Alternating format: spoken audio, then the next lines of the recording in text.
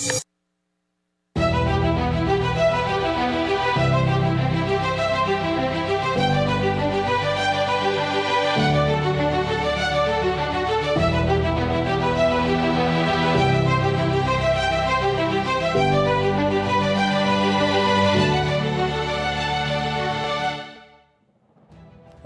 gente, que bom que vocês chegaram aqui para nossa aula. Eu sou Viviane, a professora de vocês aqui pelo Centro de Mídias. Sejam todos muito bem-vindos em mais uma aula de matemática aqui com vocês no 9º ano. Nosso chat está aberto, nossa aula é ao vivo. Estou aqui esperando vocês para a gente interagir. Então, vão conversando comigo que hoje eu vou contar um pouco de história para vocês, a história do Tales de Mileto. E começamos aí com essa música aí para vocês, porque essa música é de vencedor, né, para vocês já se animarem aí com a nossa aula, tá bom?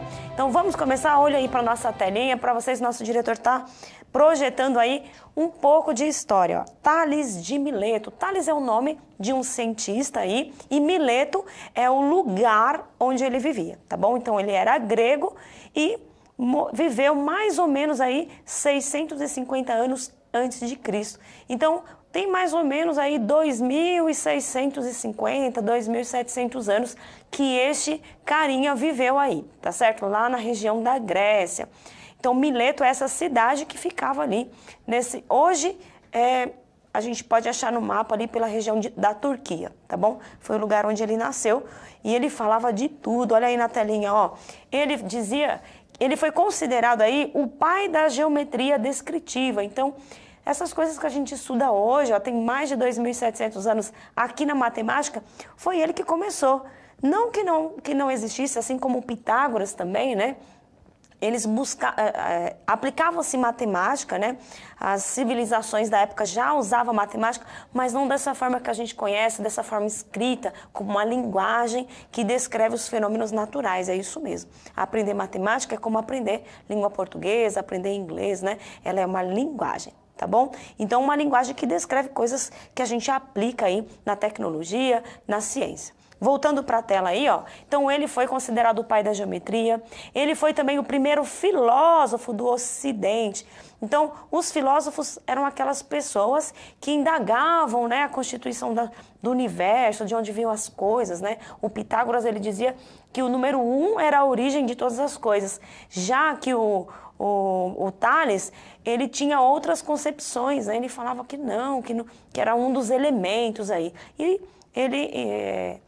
ele acabou influenciando o pensamento de muitas pessoas aí da época, tá certo? Então ele também foi considerado o primeiro carinha que começou a discutir de onde será que a gente veio, de onde será que os corpos celestes vieram. Ele começou com essas indagações, tá bom? Lá na tela novamente para vocês aí, ó. Ele defendia a ideia de que a origem, né? Ele ficou indagando, mas ele falava assim, o universo, ele inicialmente veio da água. Então, a água é o primeiro elemento, a criação de todas as coisas, né? A gente já viu que não é bem assim. Mas ele achava, né? Inclusive tem aí alguns planetas, alguns lugares que não tem a água, né? E fazem parte também do universo. Mas naquela época ele não tinha muito instrumento, não tinha muitos experimentos, então ele fazia essas indagações por meio da observação. Ele estudava o movimento do Sol já nessa época e ele tinha algumas ideias, algumas concepções. Olhando aí na tela novamente para vocês, ó. Ele também foi considerado o primeiro matemático que fez esses estudos sistemáticos aí. Ele veio antes de Pitágoras, tá, gente? A gente já fez uma aula aqui do Pitágoras, que foi outro matemático importante, mas o Tales, ele veio ainda antes, tá certo? Pensando aí em explicar as coisas e matematizar aí, escrever essa linguagem aí. Foi ele que iniciou com isso. Ele também previu umas coisas aí, ó. Ele fez uma previsão, né? Veja, sem instrumento nenhum, né? Fazendo apenas observações e alguns cálculos, já que ele era um bom matemático. Ele fez a previsão da data e a hora e que ia acontecer um eclipse solar. e por causa disso ele ficou muito famoso. Então ele não tinha nenhum, apenas com, a gente vai dizer hoje, papel e caneta, ele conseguiu saber qual era a data e a hora que ia acontecer um eclipse, né? Um eclipse é quando o Sol, a Terra e a Lua ficam alinhados, né? No caso do eclipse solar, se a gente estiver na Terra, a gente não consegue enxergar o Sol, né? Porque a Lua faz ali uma sombra, tá certo? E esses eventos acontecem algumas vezes, demoram, não é sempre muito comum que isso aconteça, e ele conseguiu fazer, sem nenhum instrumento, fazer essa previsão. E daí ele ficou, então, muito famoso. Tá certo? Voltando aí na telinha, mais coisas para vocês, ó. Ele era um comerciante e viajava pra caramba, tá? E numa dessas viagens ele foi parar lá na África, lá no Egito, onde os povos africanos, né, eles eram muito avançados, né? Eles tinham uma astronomia muito avançada, uma arquitetura muito avançada. Então ele foi passeando lá nas pirâmides aí do Egito, né? Considerado uma das 7 maravilhas do mundo. E passeando, já que ele era conhecido, ele foi lá ver como que esses cientistas que não eram chamados de cientistas à época faziam essa matemática sem saber que era matemática, fazer essas construções aí. As pirâmides têm mais de 5.000 anos, tá, gente? Então o faraó falou, bom, você não é o bonzão? Então eu vou te dar um desafio. Olha aí na telinha, ó. Ele falou, o faraó pediu para ele, né, para ele calcular aí, descobrir qual é a altura da maior pirâmide que tinha. Essa pirâmide é chamada de Quéops, tá certo? Então, ele foi, o faraó falou, você é o bichão, então você vai ter que calcular aí, né, saber, não dava para subir, né, porque é um negócio muito monstruoso, de grande, né, faraônico a gente fala, né. E ele falou, não, pode deixar comigo que eu vou calcular. Ele sabia como se comportava o movimento do Sol, dos raios solares, e ele também tinha alguns pensamentos matemáticos, e ele descobriu facilmente, eu vou contar para vocês, como foi que ele descobriu a altura dessa pirâmide aí, ó. Olhando na tela, ó. De antemão, o que ele sabia, isso aí é um carinha que estava contando pra gente, tá? A história conta que ele fez isso, ó. Ele sabia o seguinte, que em um mesmo instante do dia, no mesmo horário, tá? Esse experimento tem que fazer no mesmo horário do dia. Os raios solares, eles são paralelos, ou seja, eles não se curvam, eles estão sempre um do ladinho do outro. Então, ele descobriu que as sombras dos objetos aí, quaisquer que seja, eles são todos aí proporcionais, né? As sombras e as alturas do objeto. Então, o que ele fez? Pediu pro um estudioso que acompanhava ele lá, colocar uma estaquinha no chão. Eu vou representar para vocês, vou pegar aqui essa caneta, espero que funcione. E aí o meu diretor, o Rodrigo, vai pegar a minha lousa ao mesmo tempo aqui, por favor. Então, aqui eu fiz essa ilustração com a pirâmide e a sombra. E aí ele foi lá e colocou uma estaca no chão, tá certo? Essa que eu estou representando por essa setinha. E como os raios solares, eles são paralelos no mesmo horário, quer dizer, eles não se entortam nem nada, ele falou o seguinte, ó, a altura da pirâmide e a sombra que ela projeta no chão é proporcional à altura de qualquer objeto, por exemplo, de uma pessoa, de uma estaca, que foi o que ele colocou, e a altura que ele projeta. Dizer que é proporcional é o seguinte, é pensar que uma coisa é algumas vezes maior que a outra. Tá certo? Então, o que ele fez? Ó, ele mediu a alturinha da estaca e a sombrinha que ele fez. E ele descobriu quantas vezes a altura da estaca é maior que a sombra. Então, ele falou, isso vale para a pirâmide. Por exemplo, se essa estaca tem a altura de 1 metro, projetou uma sombra de 2 metros, então a sombra é 2 vezes maior que a altura. Ou a altura é metade da sombra. O que ele fez? Foi lá e mediu a sombra também. Ora, se aqui a altura é metade da sombra, com essa medida aqui da sombra, ele falou, bom, se isso aqui tem, sei lá, 2.000 metros, a altura da pirâmide vai ter 1.000. Ele sabia disso. E aí ele basicamente fez esse cálculo de medição só. Mediu essa altura, porque dava, que era uma coisa pequena, mediu no chão, né? A sombra, foi lá, mediu a sombra e proporcionalidade, ele descobriu aí a altura e, pasmem vocês, ele acertou, tá bom? E aí, isso ficou conhecido e trouxe para a gente vários estudos que a gente utiliza até hoje. Então, basicamente, ele introduziu o estudo dos triângulos, né? Porque veja que o desenho que eu fiz aqui para vocês, ó. Esta figura aqui é um triângulo, né? Então, se você fechar essa figura aqui, ó, né, da pirâmide com a altura, também é um triângulo. Então, ele fez comparações de triângulo. E por que falar de triângulo é muito importante? Porque o triângulo é a menor forma que a gente tem, né, da geometria. E por isso que ele foi o primeiro da geometria. Ele estudou o triângulo. Todas as outras formas, pessoal, você pode decompor em triângulo. Então, se você conhece como funciona um triângulo, você vai saber como funciona um quadrilátero, por exemplo, né? Porque um quadrilátero ele pode ser formado por 2 triângulos, um pentágono e assim vai. Por isso a gente estuda e é muito importante. Foi ele que começou com essa ideia de triângulos. E depois o Pitágoras também deu seguimento, tá bom? Então, vamos pensar na geometria desse experimento que ele fez aí, ó.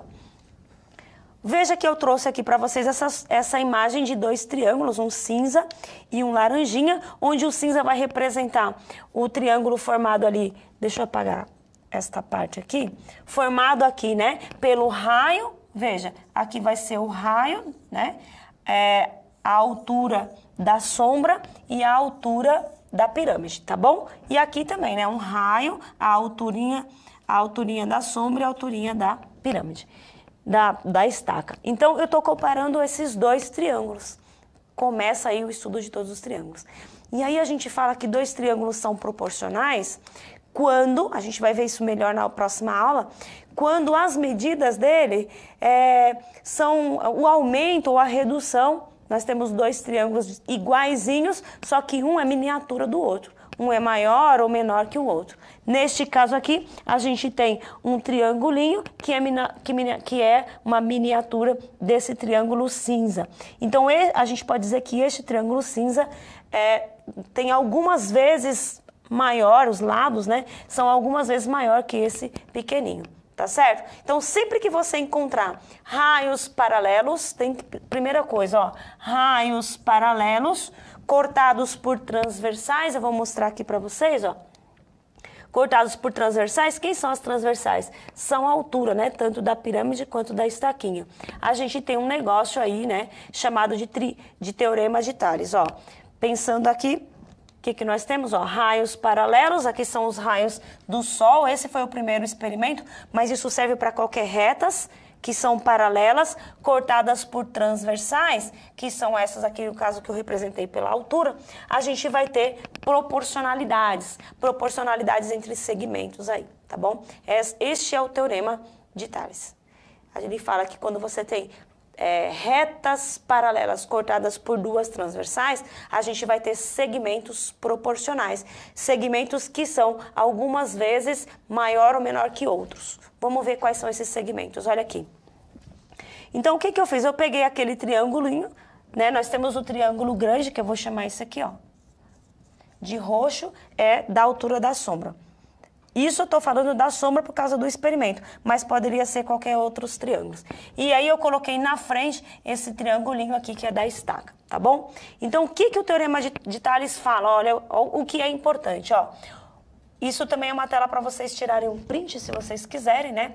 Um feixe de retas paralelas, feixe quer dizer várias, né? 2 ou mais, desde que sejam paralelas, é importante isso. Cortada por transversais, quer dizer, cortando elas, vão determinar segmentos proporcionais. Segmentos proporcionais quer dizer o seguinte, segmentos de maneira que um é algumas vezes maior que o outro. É isso que ele está dizendo. Pessoal, aqui para mim, ó, na câmera 2, como que eu sei que uma coisa quantas vezes uma coisa é maior que a outra? Que operação que a gente faz? Divisão, tá? Por exemplo, eu estou aqui com a minha produtora, a Nayane. Eu vou chutar aqui que a altura dela seja de 2 metros, só que não, tá? E a minha de 1 metro. Como eu sei quantas vezes a altura dela é a mais que a minha? Eu pego a altura dela e divido pela minha. Eu vou saber, né? Quando você dividir 2 por 1, no caso 2 metros dela por 1 metro meu, você vai achar 2. Significa que ela é 2 vezes, né, mais alta do que eu, tá certo? para todas as coisas, quando você vai fazer comparação e quer saber quantas vezes uma coisa é maior que a outra, você faz divisão. E para a gente aqui no 9º ano, divisão a gente escreve na forma de fração, não é mesmo? Então olha lá na lousa como que a gente vai escrever. Lembrando que matemática é uma linguagem, então a gente tem que aprender a escrever usando essa simbologia, tá? Então matematicamente a gente representa assim, ó. Eu vou chamar esta reta de R e esta de S. São retas proporcionais, paralelas. Olha como eu represento o paralelo, ó, com essas duas barrinhas aqui. Então, este teorema só serve se você tiver retas paralelas, tá bom? Então, se eu tenho duas retas paralelas ou várias retas paralelas cortadas por transversais, então, ó, veja quem é o x, ó. Este tamanho aqui, por exemplo, a alturinha, né, se eu quisesse representar, a alturinha é algumas vezes maior ou menor que a sombrinha que ela projeta. E aí, como que eu escrevo? Ó, na forma de fração. Que a fração serve para comparar, para saber quantas vezes é maior. Então, foi assim que o Tales fez. Quantas vezes a altura da estaca é maior que a sombra? Ele dividiu para saber. Então, faz essa fração. Então, se acontece para a estaca, vai acontecer também para o tamanho da minha pirâmide. Então, tem que ser igual essas vezes maior, tem que ser igual a alturinha ou a alturona da pirâmide dividido pela sombrona que ela projetou. Então, a gente pode comparar aí tamanhos, é isso que ele está dizendo. E aqui a gente pode fazer várias comparações. Você pode fazer o tamanho aqui por esse, então este tamanho também tem que ser proporcional a este. Você poderia ter feito diferente também, ó, outra possibilidade. Se você fizer, por exemplo, este dividido por esse tem que dar igual a este dividido por este. Você poderia pegar, ó, este tamanhão dividido por este tamanhão, também todos eles têm que ter o mesmo fator de tamanho. Se um pedacinho é maior que o outro duas vezes, quaisquer outros dois pedaços têm que ser maior duas vezes. Isso acontece na prática. E foi assim que ele descobriu. E onde que a gente vê esse tipo de coisa? Vou mostrar para vocês onde a gente aplica. Veja aí esse exemplo de aplicação, ó. Lá na página 191 do Aprender Sempre de Vocês, volume 2 de 2022, ó. Mateus resolvia sua prova de matemática quando leu a seguinte questão. Observe as retas paralelas, ó, isso é importante. Se não forem paralelas, não serve. Então, R, S e T são paralelas. Cortadas por transversais, que no caso vai ser o U e o V aqui, tá bom? Elas determinam o valor do segmento EF. Então, ele colocou uns pontos aqui. Ele está dizendo que ele não sabe esse valor aqui, EF, que ele está chamando de X. Então, aplicando o teorema de Tales, ele consegue descobrir isso. Por quê? Porque o Tales falou, se as retas forem paralelas, quaisquer tamanhos aí são proporcionais. Mas veja que você tem que pegar direito, ó. Se você pegar este com este, tem que ser igual a este com este, tá? Tantas vezes maior. Mas você poderia pegar este com este, também tem que ser igual a este com este, tá bom? Então, nós vamos fazer esta resolução aqui para vocês, ó.